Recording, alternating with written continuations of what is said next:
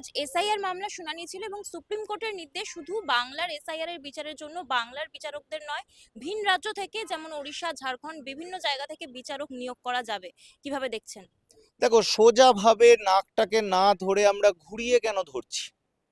একটা জিনিস তো স্পষ্ট হয়ে গেছে এই এতদিনে, যে এসআইআর প্রক্রিয়া কোনোভাবেই 3 মাসের মধ্যে শেষ করা যেত না। এই সহজ সত্যটাকে আমরা যদি মেনে নিই, আমাদের সব সমস্যার সমাধান হয়ে যাবে। এতগুলো মানুষকে মরতে হবে না, প্রায় 150-র ওপর প্রাণ আমরা হারিয়েছি। বিএলও থেকে শুরু করে ভোট কর্মী থেকে শুরু করে সাধারণ মানুষ, আজকে এতগুলো লোককে আমরা এই 3 মাসে হারালাম। আজকে এই প্রক্রিয়াটা আমার সহজ প্রশ্ন, কোনো জটিলতা নেই। 2024-এর লোকসভা ভোট যখন মে মাসে শেষ হয়ে যায়, তারপরে এই প্রক্রিয়াটা কেন শুরু করা গেল না? তাহলে তো এতগুলো মানুষের প্রাণ বাঁচত। তাহলে আমাদের কাছে 2 বছর সময় ছিল, 25 সাল ছিল মাঝখানে, সেটা আমরা করলাম না। আচ্ছা ঠিক আছে, আমরা করলাম না, আমরা 2026-এর বিধানসভা ভোটের পর করতাম। তাহলে কি আমরা ধরে নিই যে পুরোপুরি একটা নৈরাজ্য তৈরি করার জন্যই এই প্রক্রিয়াটা 3 মাসের সময় নিয়ে? আজকে এসআইআর করতে গিয়ে তো নির্বাচন কমিশন নিজেই ব্যর্থ। তাহলে নির্বাচন কমিশন 3 বার 4 বার করে কেন তার ডেট ডেফার করছে? কেন সে ডেট পেছোচ্ছে? পেছানো তো উচিত নয়। তিনি যে টার্গেট নিয়েছেন, প্রথম যে তালিকা আমাদের বেরিয়েছিল, প্রথম যে নির্দেশিকা আমাদের বেরিয়েছে, সেটাকে ছিল 7 ফেব্রুয়ারি। 7ই ফেব্রুয়ারির মধ্যে পুরো আমাদের কাছে ফাইনাল ড্রাফট পৌঁছে যাবে। তাহলে কেন বারবার পেছোতে হচ্ছে? মানে উনি ব্যর্থ, উনি নিজে মানছেন এটা। আজকে বিগত 3 মাস ধরে আমরা কি দেখতে পাচ্ছি? পশ্চিমবঙ্গের যে শিক্ষা ব্যবস্থা সেটা ধুঁকছে, সরকারি ব্যবস্থা ধুঁকছে। তার কারণ সব অফিসাররা চলে গেছে এসআইআর এর কাজ করতে। রাজ্যটা চলবে কি করে? ছেলে মেয়েদের পড়াশোনাটা কে দেখবে? এ তো সে শিব ঠাকুরের দেশের মতো ব্যাপার হয়ে গেছে। কোনো সবকিছু বন্ধ, শুধু এসআইআর। কালকে দেখবো যে শ্মশানে মরা পোড়াচ্ছে, যে তাকেও বোধহয় এসআইআর প্রক্রিয়াতে নিয়ে চলে এসেছে, তাহলেও সম্ভব না, সেটা মরাগুলোও বোধহয় না পুড়িয়ে রেখে দেওয়া হবে এখানে। এই পরিস্থিতি তৈরি হয়েছে। এতদিন শিক্ষা ব্যবস্থা ধুঁকছিল, এবারে বিচার ব্যবস্থা ঢুকবে।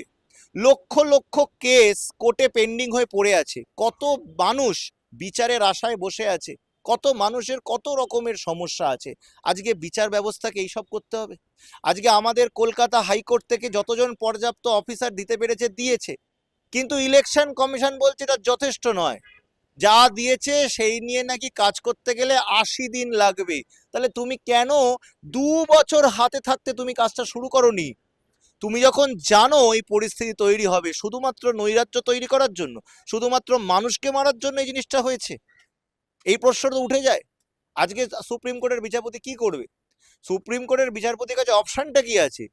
আমাদেরকে শেষ না করলে ভোট হবে না, আর ভোট করতে হলে টাইমের মধ্যে এটাকে শেষ করতে গেলে পরে আমার অফিসার নেই, আমার অফিসারের বাইরে করতে হবে। জুলুমবাজি শুরু করেছে নির্বাচন কমিশন, জুলুমবাজি শুরু করেছে। কি হচ্ছে এটা? কেন? আমাদের প্রশ্ন হচ্ছে এটা কেন? আমরা কি পাচ্ছি? সেই নোট বাতিলের সময় 2016 সালে ভারত দেখেছিল, সবাইকে লাইনে দাঁড় করিয়ে সব কিছুকে বন্ধ করে দিয়ে, অর্থনীতিকে স্তব্ধ করে দিয়ে সবাইকে নোট বাতিল করতে হবে, না হলে পরে কি আতঙ্কবাদ বেড়ে যাচ্ছে, কালো টাকা বেড়ে যাচ্ছে। আতঙ্কবাদও কমেনি, কালো টাকাও বাড়েনি, কালো টাকাও কমেনি। যেটা হয়েছে সেটা হচ্ছে বিজেপির হাতে বেশি বেশি করে টাকা এসছে, ক্ষমতা এসছে। আবার এসআইআরটা করেছে। আমি দেখছিলাম খবরের কাগজে, বনগা এলাকায় মতুয়া ভাইদের লক্ষ লক্ষ নাম কাটা গেছে। আর যে পরিস্থিতি চলছে, এই লোকগুলো তো ভোট দিতে পারবে না। এই যে এলাকার রাজবংশী বহু মানুষ ভোট দিতে পারবে না, আদিবাসী বহু মানুষ ভোট দিতে পারবে না। কে দায় নেবে এগুলো? কেন করা হলো এগুলো? গরিব সাধারণ খেটে খাওয়া মানুষদের সঙ্গে এই রকম অসভ্যতা কেন করা হলো? আমার এটা সহজ প্রশ্ন। কেন? তারা তো এদেশের নাগরিক, তারা কোনো অন্যায় কাজ করেছে নাকি? তারা অন্যায় কাজ করেছে নাকি? মানুষগুলোকে মেরে দিচ্ছ তুমি, মানুষগুলোকে ব্যতিব্যস্ত করছো কেন? আজকে বিচার ব্যবস্থা তো আমাদের প্রশাসন ব্যবস্থা সবকিছুকে একবার তছনছ করে রেখে দিয়েছে এরা। এইটা তো প্রশ্ন উঠবেই। এখনো পর্যন্ত 80 লক্ষ ভেরিফিকেশন বাকি রয়ে গেছে এবং 50 লক্ষের লজিক্যাল ডিসক্রিপেন্সিতে লিঙ্কেজের সমস্যা রয়েছে, এমনটাই জানা যাচ্ছে নির্বাচন কমিশনের তরফ থেকে। তাহলে কি আশা করছেন যে আর কিছুদিন বাকি রয়েছে চূড়ান্ত ভোটার তালিকা বেরোতে? ঠিক কত নাম বাদ যেতে পারে? দোষটা কার? দোষটা ওই মানুষগুলোর, না নির্বাচন কমিশনের?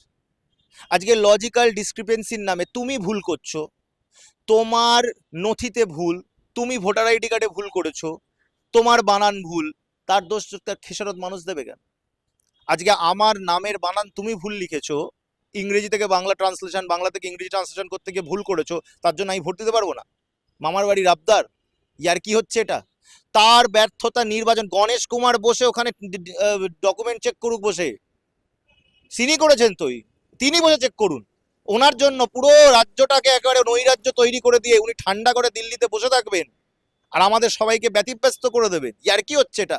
সাধারণ মানুষেরকে, দিন আনে দিন খায় মানুষ, একদিন কাজ বন্ধ করে একটা সাধারণ হকার, একটা সাধারণ কৃষক, একটা সাধারণ শ্রমিক টাকা দেবেন আপনি? এই যে একদিন আপনার লাইনে হিয়ারিং এ যাচ্ছেন, টাকা দেবেন আপনি? টাকা তো দেবেন না। তো সেই মানুষটার যে ক্ষতিটা হচ্ছে সেটা কে ভরবে? আপনার কোনো অধিকার নেই, এটা কোনো অধিকার নেই। আপনি যে জিনিসটা করছেন, আপনি নিজে বসে এই 80 লক্ষ নাম চেক করুন। লজ্জা হও, যদি নির্লজ্জের মতো যদি লজ্জা থাকে গণেশ কুমারের, যে সুপ্রিম কোর্ট যে রায়গুলো দিয়েছে তারপরে পদত্যাগ করা উচিত ছিল। এতগুলো মানুষকে খুন করেছেন উনি,